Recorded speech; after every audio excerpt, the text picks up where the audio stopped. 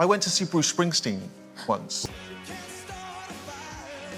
But we both know that you have met the boss several times, and what?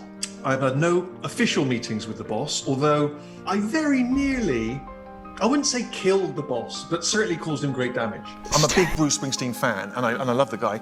And it was a big stadium show, and it was sort of 20,000 people. And I managed to get down the front, and I didn't realise, but he falls back into the crowd during the show, during Hungry Heart, and the fans kind of carry him on their hands back to the stage.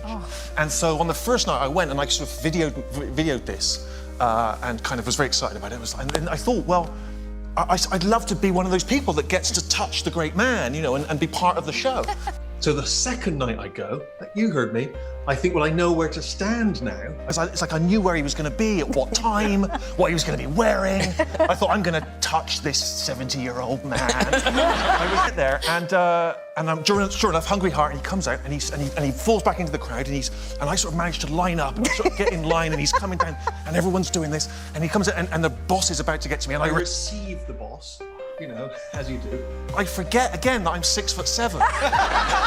And so Bruce Springsteen starts to go upwards. Like that. The person behind is regular height, and they can't reach to receive him. And so I'm holding, and there's a moment in time in which I'm basically holding the boss himself, single-handedly. And he's quite a small man, but he's surprisingly heavy. He's very dense with talent. Have you ever moved a sofa? He didn't want to drop him in front of 20,000 fans. And I'm just thinking, what would my dad do? And my dad would always say, bend at the knees. So I just started to lower myself. So I start sort of bending down. Trying not to and he's still going, Hungry Heart.